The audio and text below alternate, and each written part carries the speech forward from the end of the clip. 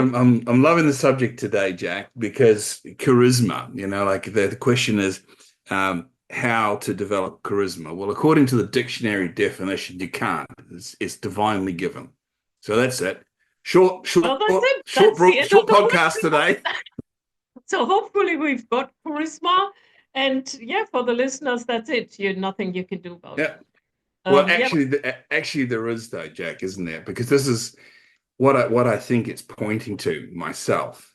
It's pointing to your unique being. It's you, and you're okay as well, you thank are, you. right? Thank you. I mean,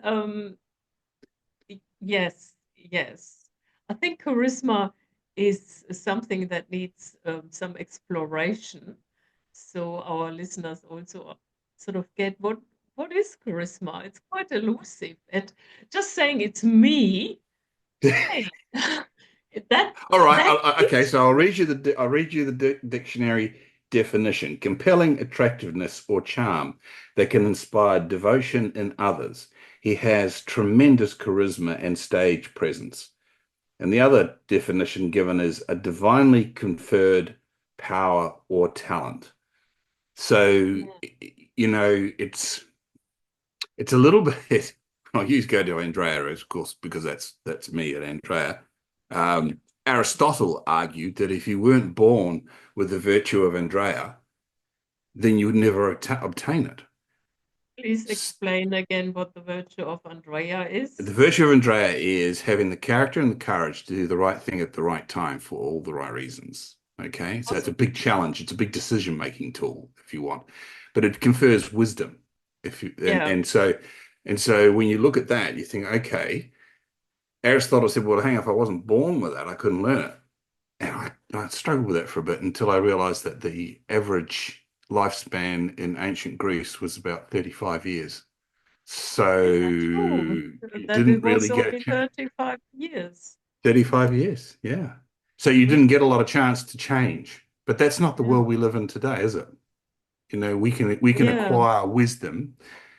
Uh, and I think, but when it comes to this issue of charisma, I am going to go to the concept that Ashcan discusses as the unique being in the being framework. So go straight there. It's You are who you are. I am who I am. Our listeners are who they are. And what I'm really saying is, and that's okay, because there is a reason you are here. Um, well, statistically, it's impossible for humans to exist. That we don't exist. It's a fallacy Right. because you've got to look at the chances of there being a planet in which life can exist. You've got to look at the possibility of the molecules getting together and creating RNA, from what I understand, at the beginning of life, and then its succession over billions of years and to evolve into you and I, and we're very different in who we are, yet we were born only 6 days apart. So we're at that situation. I'm looking at it and going, hang on. And then there's the lottery that is for any particular person to be who they are, which is the lottery of their parents meeting and creating progeny. So when you start thinking about it, who you are, your uniqueness, you are as a being statistically impossible. As a Yeah. systematic thing, you're a statistic, yet here you are. So Which why? means there is some significance around it. Yeah. Don't get too self-centered, but yeah, I find also, I mean, you've really pulled into the depth of charisma. And it is really being authentically yourself. Um, when you meet a person, they are authentically themselves. They stand in the Yes. confidence. They are being confident. They are authentically themselves. It doesn't matter who they are, and that is attractive. Hmm. And if you're not, we have all these layers. We're covering up things for different reasons, and we're afraid and anxiety, and we don't want to be rejected. So we have all these layers, and these layers make us unattractive. And They do. They're a barrier. they are a barrier to charisma because Mm, we think this is such an elusive substance, yeah, charisma, and only a few people have it. And yeah, it can also be, if it can be used in an unhealthy way, maybe, and it can be used to manipulate. And some people can sort of, exude this sort of maybe a little bit false charisma, and people like them, but they have a hidden agenda. But actual charisma, someone who just stands there, this is who I am, my unique being, and it's shining through. It doesn't matter yeah. which age, it doesn't matter what you do, it is attractive, and that's charisma.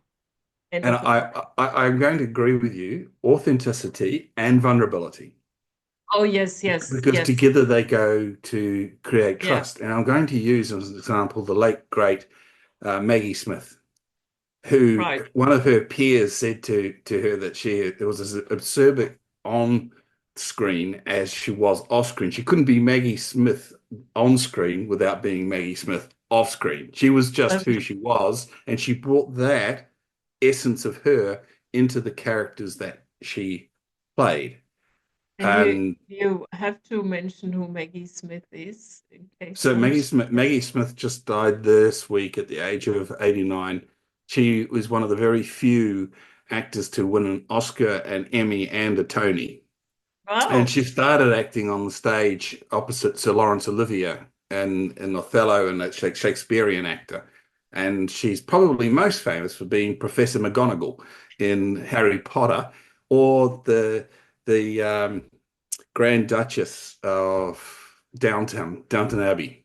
Oh yeah, yeah, And that's right. Yes, yeah, yeah, and yeah. she also just in 2015 she did this beautiful film, Lady in a Van, where Mm, she's playing living in a van.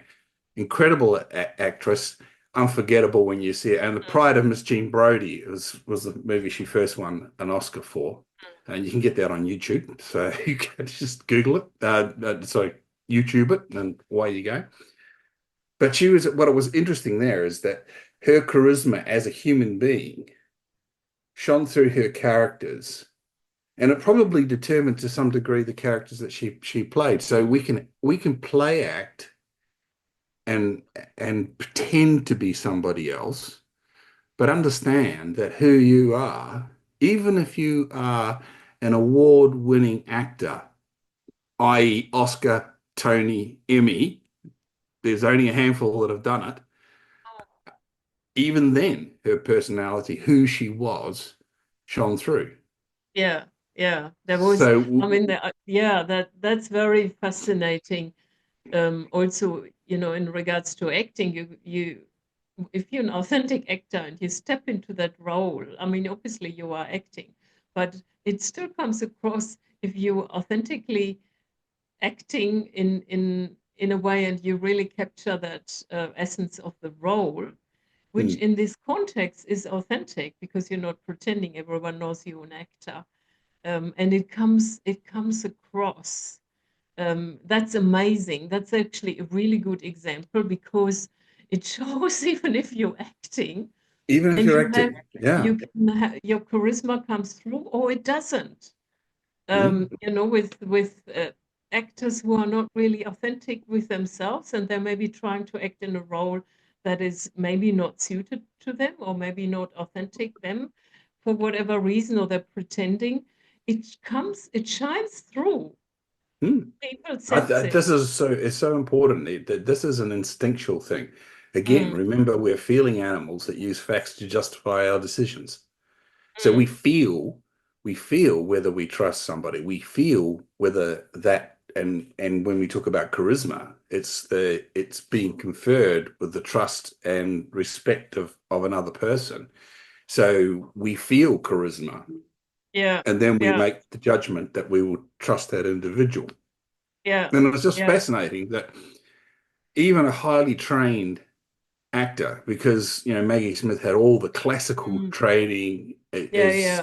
as well as a 50-year career, and yet her peers say we couldn't be Maggie Smith on the screen without being Maggie Smith off the screen. And I think that's really a big lesson for us. If we pretend to be somebody else, even if we're really, really good at it, Yeah. Yeah. we are still going to come through. And if we are coming through and we're in contrast Yeah. to who we say we are, then we are creating mistrust Yeah. and making life difficult for ourselves, which is why I say to my clients, hey, just be you. There is a reason you are here. As I said before, statistically, we are each and every one of us individually impossible. Even as a species, we're impossible. Yet here we are. So what the heck are we going to do about it? What are we going to do to fill in the time between we're born and where we depart? And yeah, and Seriously. I love it how you say, oh, just be you, or someone goes to an interview, just be yourself. It is, it's, Well, first know thyself. You have to go and do the work to it, find yourself. it's, It's not it's simple. often it seems to be like, oh, it should be the easiest thing of the world, but because we've acquired all these layers that we Mm. don't even are often aware of, that we have certain layers, then to say, oh, just be who you are, it's like, what the hell does that mean? Well, it actually normally sends people into a tailspin. That's why with the Andrea method, the first thing we do with somebody who comes to us, we say, okay, so first module is discover your default. That is who you are. Discover why you are who you are, why you're turning up as you are. What filters are you using to assimilate the data that's coming to you from the world? Because and we and only get a slither of information, and that's determined by the filters we're using, which is normally laid down in terms of trauma and remembering bad news and bad things that have happened, because bad things are a threat to our being, whereas good things really don't add to it. So our brains pay far more attention to bad things than they do to good things. that's We tend to react, which is to react, do again what we did in the past, rather than respond, which would be to think, rethink what happened in the and past. that's very well explained. And then when we have these negative experiences, which the brain is wired to take that in and remember that much more Hmm, than the positive, because of the intensity of the feeling that's often accompanied. And then we give it meaning. We automatically give it a meaning, and sometimes we yeah, don't even realize, oh, I've given that meaning. And that meaning is then running how I make decisions, and it's adding that's to right. my filter, and taking away from my charisma, That's because right. I could be running with a filter on my brain, as in, or on my perception, as in, oh, I can't trust anyone. The world is a very untrustworthy environment, and I have to be always on my toes. And while there is some truth to it, sometimes we will meet someone who we cannot trust. But if you are connected to your authentic self, and you are aware, you will notice that also. So you don't actually have to run around like this, but it can be very, very subconsciously, basically hard coded in our brains, and that Hmm. takes away from the charisma. I'm going to pick up on the hard coded, because I believe we can change. So therefore, it's not hardwired. It's we if we know, if we go through the process of understanding how we understand what trauma we've been through, what our relationship with fear is, what are the voices in our heads? I mean, this is something that it would have been told, well, you have voices in your head. You might be a bit loony. Well, here's the news, folks. We all have voices in our heads, all of us. The two favorite channels are, who do you think you are, and you're not good enough. And that's normal. That is aimed at you. Who do you think you are, and you're not good enough. And it's also going hard out judging people for how they look or what they're saying. And human beings, our brains go nuts. What's really useful is to listen to those voices and understand where they come from, particularly when they're making judgments about matters like, you are dumb. You go around believing you are dumb, you're not good enough. Well, who said that in the first place? Who called you dumb? And are they worthy listening to? And This is the anything negative, go explore it. That you need to shuck off. You need to understand that that has happened to you and you can make decisions, you can respond, you don't need to react. And when you start making decisions, you start creating the new you, which is really just ripping away the layers and finding your unique being, who you really are and what you're really here to do. And we can help you in that. That's pretty much what we do, Jack, isn't it? Get people on track and say, hey, this is the big reason, help you get there. And the being profile and the being framework is wonderful at doing that because it helps people see what other people instinctively feel, which is a bit weird, I know, but trust me on this one. It will give you vision on what people are seeing and feeling about you and where you can actually improve your performance through improving your knowledge of yourself and then making some decisions. Because and when you get and to that point, you can make decisions. Sorry, Jack. no, no, that's right. And you can, you can change the hard coding. I know I said hard coding, but Mm, yes, you can overwrite it and you can change it. That is absolutely true. You don't have to be running around and think you're dumb. I mean, and create and recreate this sort of experience, taking away from your charisma. mm, Also, this like if you've ever watched someone on stage where you think, oh, I really love that person on stage, they were awesome. And they don't have to be like a mega superstar. It can just be someone down the road and they've given a really interesting, incredible speech. You really enjoyed it. And that's, that is charisma because their true essence of themselves and their authentic themselves is shining through. And if let's say you have to give a presentation and you just kind of constantly worry about what others think about you as you're standing on stage. Firstly, it's none of your business. I think we had that before, and yeah. and it's What you everybody's know, thinking, none of your business. and the thing is, if you're in that state, oh, I wonder what people think about me, then you will actually, put a barrier in front of your charisma, and then people will get concerned. What That's is right. You'll create that because thought. you're creating it rather than even Mm. if we spoke about vulnerability. You step on stage and something goes wrong, and you just acknowledge it briefly on stage. People will just wonder. They don't pay too much attention, but if you acknowledge that you've done something wrong or a mishap, and people can relate to it, makes you relatable, and then you just move on. There's this And lovely and quote. Sorry, you go. yeah, and the thing is, I mean, we started the charisma with this definition, which a lot of definitions there, sort of, they're very brief and well, the definitions. They don't kind of capture always all the whole essence. And we have often a mental model around, what is charisma? And then we think of this amazing superstar and they have charisma, or this amazing leader, they have charisma. But the gardener down the road has charisma. It's just Yes. what's your mental model? And that's Mm. nothing against gardeners. No, no, but It's the gardener can do his own magic, can't he? That's right. Because we have By one gardener, being the and gardener. being the gardener. And Yeah. I bet you that there are some people waiting for this gardener to come once a week so they can have a chat with them, because this gardener is funny and authentic and uplifting, and that's charisma.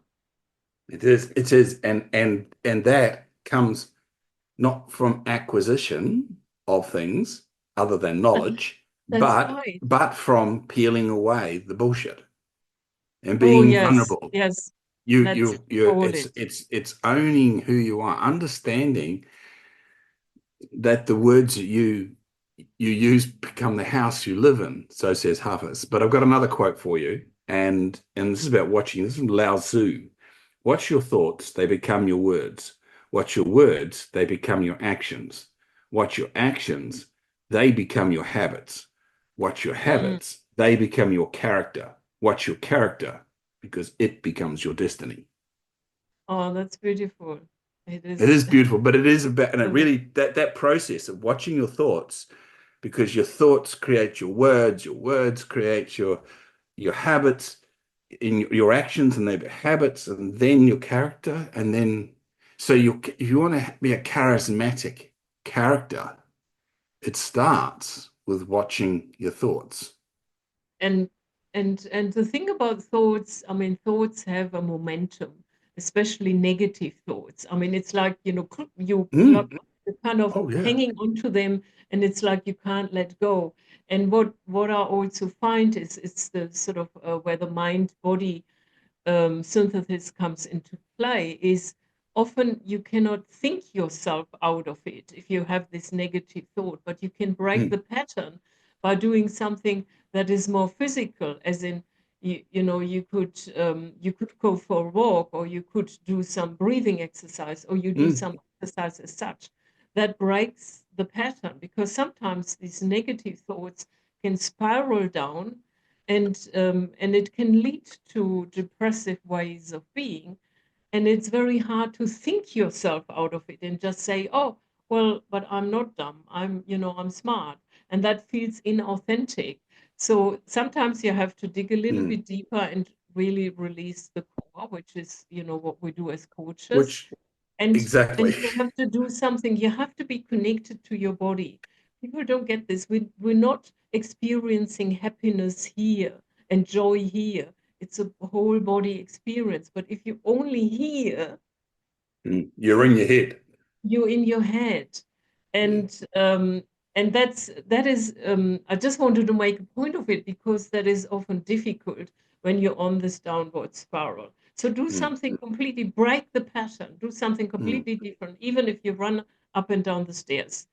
And But also, but just add to that, this is where coaches come in. This is where, spend a few dollars.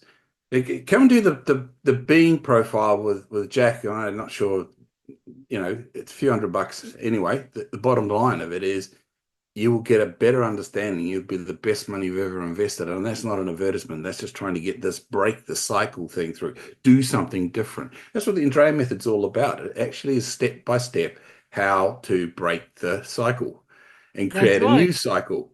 So this is where it at. It starts with the thinking, then that becomes your actions, that becomes your character, that becomes your outcome. Good old Lao Tzu. He knew what he was And talking about. and that's right. That's so beautifully explained, step by step. And at the end of it, if you let go of these layers that are not you, Yeah. You only think they are. are going to shine through, and that's all you need to have charisma. There it is. And people will love talking to you, and it's just being yourself, and you will find, I mean, I used to have this thing years ago. I mean, I do love presenting, I have to say that. Some people don't have are more anxious around presenting. I was Is not that never. true, Jack? Is that really true? What do you mean, is that really true?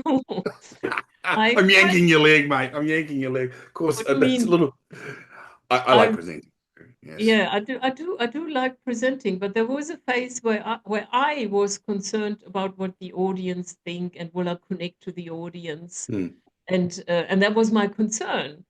And at the time I was coached, and the coach said, so um, he took me through this process, and and I realized that people will think what they think. Some people will love me, some people won't. And if I stand there on stage and don't worry about it, and yet just be myself, it's much more enjoyable for myself. and That comes and across. and the people who are connecting to me, or who are interested in my message, they will be connecting to me and not getting also concerned. Because if I stand there on stage and I think, oh my God, I don't know, are they connecting to me? Is this person connecting to me? Then obviously they're not connecting to me because all they see is my concern. So that was totally freeing because I realized I do not have to worry about that. And that was amazing. And I can just be myself. Mm. And that's the best way to connect with people and to have charisma, to get the charisma through. So people think, oh, that's really interesting what she says. And some people will say that's all nonsense. That will always be the case. Well, I mean, whatever none of your business what other people think about what you're offering and and how you're putting it across. What is your business, though, is the willingness to be vulnerable. And I'd like to talk a little bit about vulnerability as a way of being, which I think is a super important way of being in developing trust and certainly exposing your charisma, which is the light shining out of your unique being. There you go. That's what charisma is. It's the more we talk about polishing your unique being, and I would suggest that the charisma is in fact the light shining out of that. It From having is. done the work to have discovered who you are and what you're here to bring.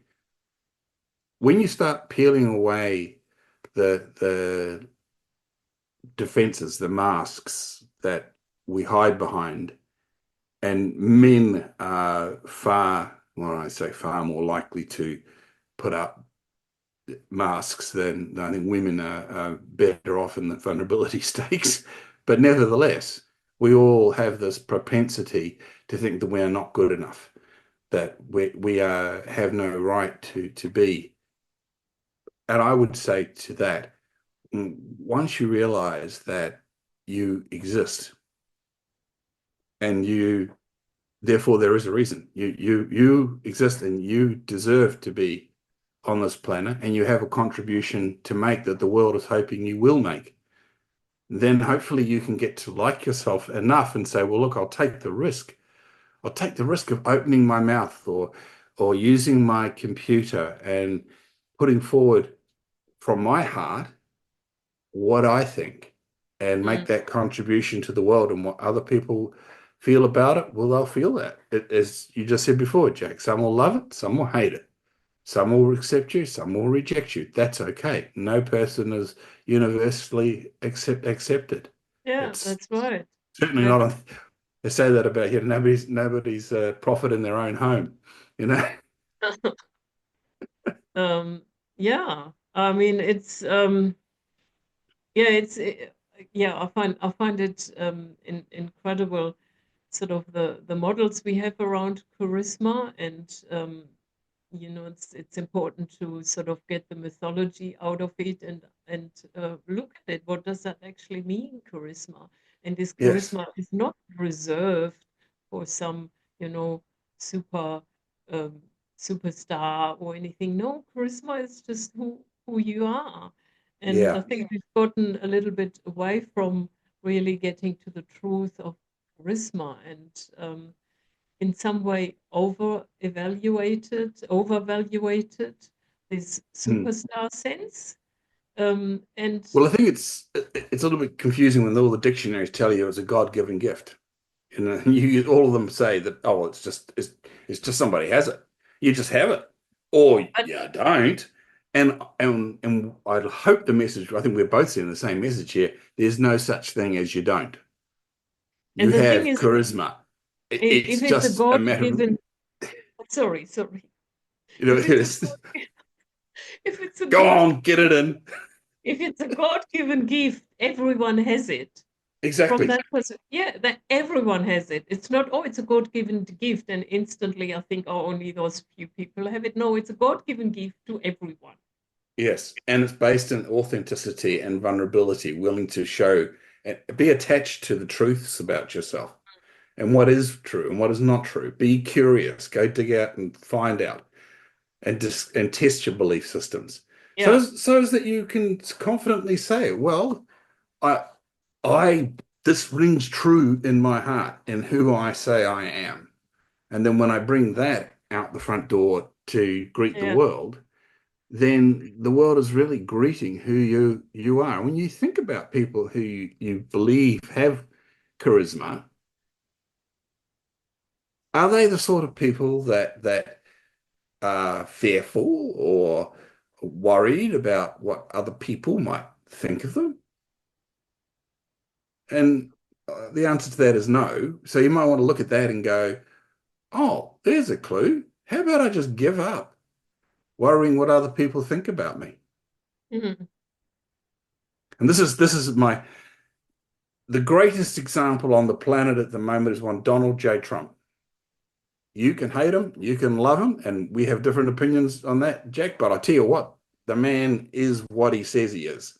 And he's It's so genuine and so authentic. And that's why he rings through to people. No matter how nuts his tariff policy is, I'm background in export and imports, and trust me, it's nuts. But the man he just lets himself be, and it's a shining example of charisma. it's yeah, yeah. I agree. And it is also, I mean, as you know, you use the example of Donald Trump, who is like probably at the moment the one of the most uh, famous, screened, viewed person on the whole planet, maybe. That's So right. what I'm also saying, if you don't have to be that famous, even if No, you speak up in a meeting, you have a great idea, you speak up and you just convey the idea, and people think, oh, that's amazing. That's charisma. You don't have to be the grand everything and I have to be on stage. It's not about that. It's also about the little things, and people will start listening to you, even if that's the only contribution you made in one meeting. And people think, oh, that's really cool. That's a great idea. Let's explore that. That is also charisma. I want to I want to pick up a minute on gratitude because often, if gratitude comes from the heart, it's a way of letting your genuine self out of the box, if you want. We've got all these reserves and hiding behind masks because we're concerned that what other people will think of us and all the rest of it. But if you find yourself being grateful for something, it just might be the speed in which your coffee got delivered to you, or that you got a cup of coffee. Um, but being genuine in your gratitude for whatever it is that you have, and actually go and looking at gratitude will help you understand why, as Jack says, you have charisma. You are keeping your light under a box. Take the box off. And if you look at what you have and what you have to be grateful for, it supports the argument that Mm. you are worthy. That's so good. I Express mean, that. that's so good. Being grateful is such an important part of it. And also coming back to the example of Donald Trump, Hmm, this is what people say about him. Even a waiter or someone opening the door, they say that he's always very attentive, he's always kind and grateful for what hmm, people do in his presence. And that again adds to charisma. And if hmm. it comes from the heart, if it's not, a um, fake sort of aspect of being or faked, people will connect to it. And Hmm. yeah, yeah, regardless. So everybody has charisma. You were born you, and you matter because the world needs you. Mm. Otherwise, you wouldn't be here. And just the fact you exist means that you have a contribution to make, and that contribution is your charisma. Let it shine. And if you need a And hand, and if you need to work on that, then get in touch. Get in touch with Jack or I. All the contact details are below. Subscribe, join the channel. There's plenty of other videos to watch there as well. But mm, it's there, isn't it, Jack? Everybody has it is, charisma. it is, and it is your responsibility to let it out. If you have any responsibility, it's that to let yourself out, which is your charisma. Give that to the world. yeah, give that to the world, because you and see owe what it. happens. If I It's if I ever call upon a bad conscience or guilt, it's you owe it to shine. That's mm, that's my that's right, exactly. You owe it to to shine. shine. You owe the world to give what you can. Um, wow, this is gonna make the world a better place. It could, couldn't it?